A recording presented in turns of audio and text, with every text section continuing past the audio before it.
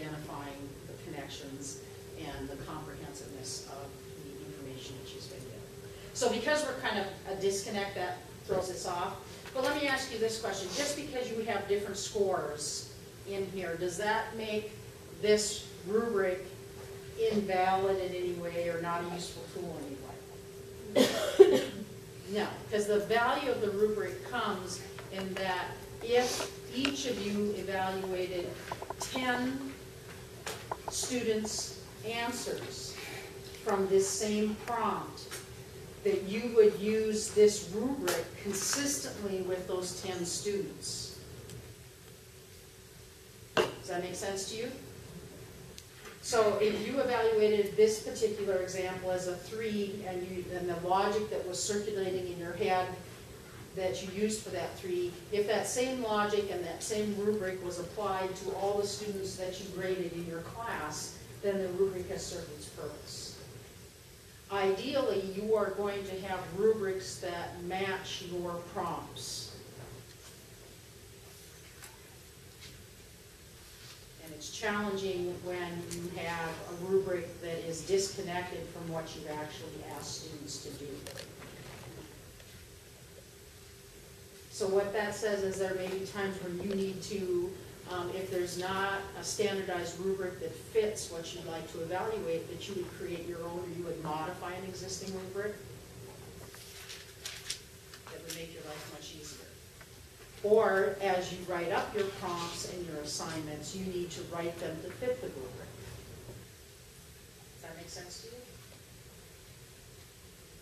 Okay, let's do one more. So the next page in your book is elementary response again. It's extended response and on decision making. And this is actually one of my favorite examples of schoolwork. I really enjoy this. You'll enjoy reading it. So the direction that this student was given is that Celia has been offered a cigarette by one of her friends, and Celia needs to make a decision. And so she was asked to describe 2 options, the possible consequences of each option, the most helpful decision based on the consequences, and why it is the most helpful decision. And again, if you look at the page immediately following, you'll get the standardized scoring guide or rubric for decision making. Is it holistic or analytic?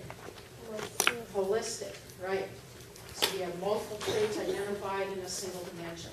So go ahead and read this student's response, and then see if you can identify a score for this student.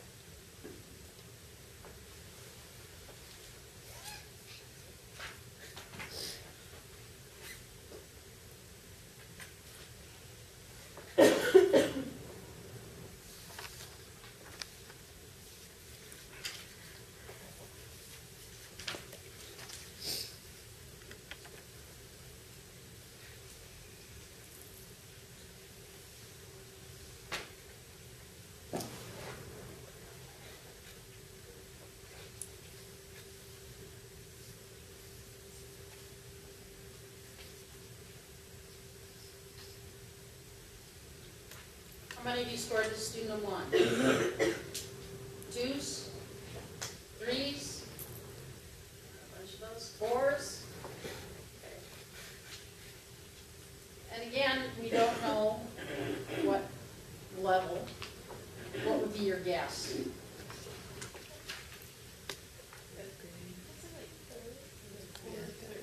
Probably 3rd, 4th, 5th. 12.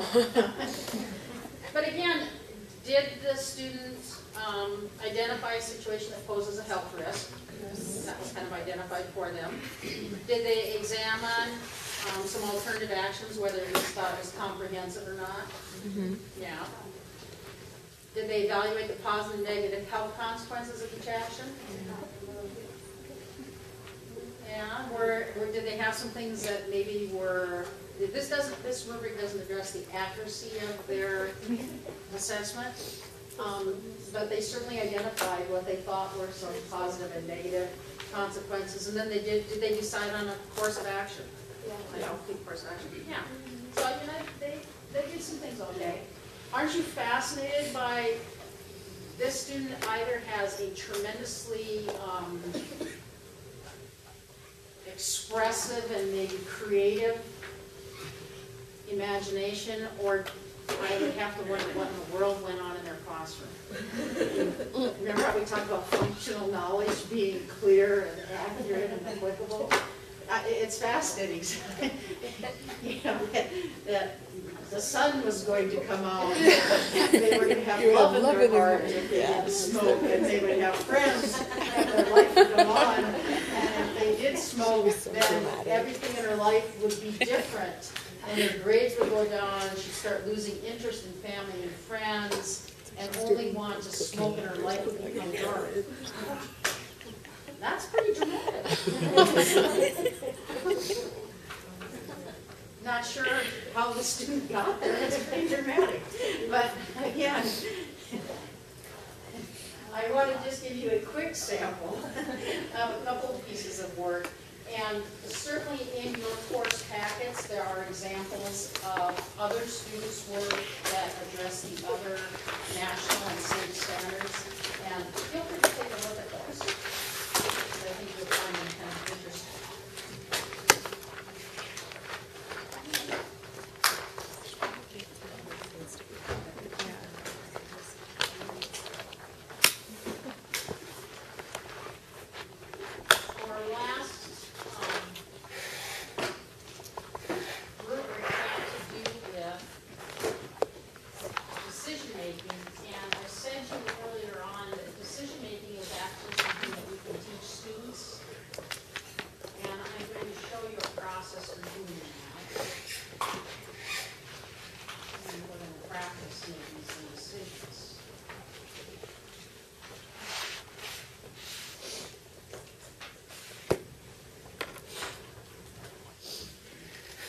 So again, we actually have a national standard and a state standard in health ed on decision making that says students will demonstrate the ability to use decision making skills to enhance health.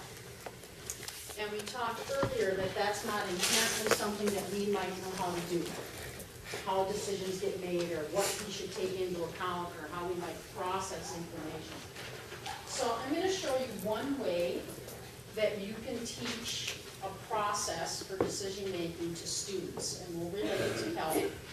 And again, it's not the only way to do it, but it'll give you one way to kind of look at it. So basically what we're trying to do in teaching decision making is we're going to try to set up a situation where if a student has 2 or more choices, and again, if you don't have choices, there's nothing to decide, so you need 2 or more choices. How do students know if they've made a wise or a helpful decision? So we're going to help them with what questions they might ask themselves to kind of guide them down that path. And these are the questions we're going to prompt students with. We're going to give them some information, and we're going to prompt them to ask themselves these questions. And we're going to do it collectively so we can have a conversation, they can kind of see how things work. So we're going to identify some situations and some alternatives, and then we're going to ask, is it helpful? Is it safe? Do I follow rules and laws? Do I show respect for myself and others? Do I follow family rules? And do I show good character?